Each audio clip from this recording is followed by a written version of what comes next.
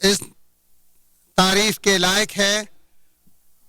اور میں گواہی دیتا ہوں کہ اللہ وحدہ لا شریک کے علاوہ کوئی سچا معبود نہیں،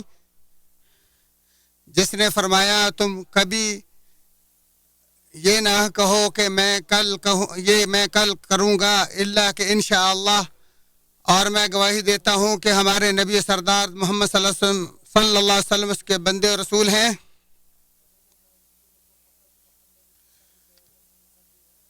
اللہ تعالیٰ آپ اور آپ کے آل و اصحاب پر قیامت تک درود و سلام نازل فرمائے۔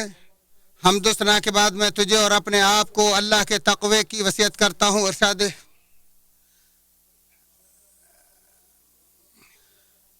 ارشاد باری تعالیٰ ہے،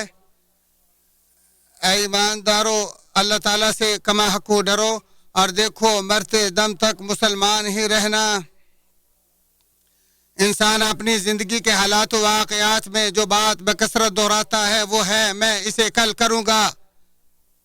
یہ اسے اس وقت دہراتا ہے جب اس کے دلی منصوبوں میں بگاڑ پیدا ہوتا ہے، یا پھر جب اسے ان بڑی توقعات کا خیال آتا ہے جن کے حصول میں اسے خوب دلچسپی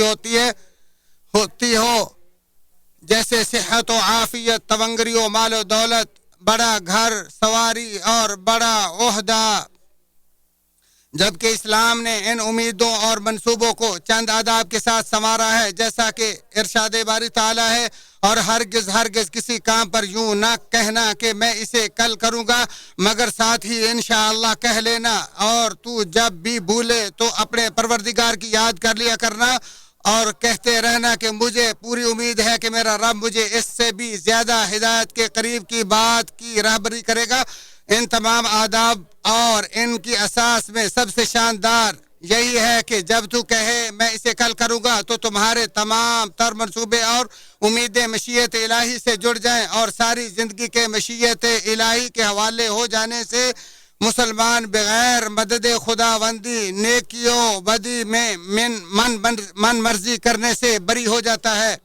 اور مسلمان جو بھی کام کرنا چاہتا ہے اس کی اصلاح و بگاڑ کا دار و مدار صرف نیت پر ہے۔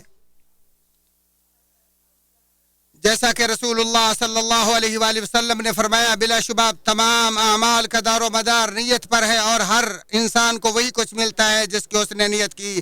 میں اسے کل کروں گا، یہ بات کہنے کے لیے اسلامی آداب میں سے ایک ادب یہ ہے کہ کسی کام کے پختہ ارادے کے وقت استخارہ کرنا، کیونکہ استخارہ کرنے سے مستقبل کی راہیں روشن، مقامات توفیق کلیئر، اور تمہاری سمت درست ہو جاتی ہے۔ حضرت جابر رضی اللہ تعالیٰ عنہ سے روایت ہے، انہوں نے کہا نبی مکرم صلی اللہ علیہ وآلہ وسلم ہمیں ہر کام کے لیے استخارہ کرنا اسی طرح سکھاتے تھے جس طرح قرآن مجید کی کوئی سورت سکھاتے تھے، اور جب انسان پختہ ارادہ کرے اور کہے میں اسے کل کروں گا تو جان لے کہ باہمت لوگ ہمیشہ اوقات کو غنیمت جانتے ہوئے اور موقع ضائع کیے بغیر کام کرنے میں جلدی کرتے ہیں، اور وہ اپنے پختہ ارادے سے نہ پیچھے ہٹتے ہیں اور نہ اپنے اہداف کے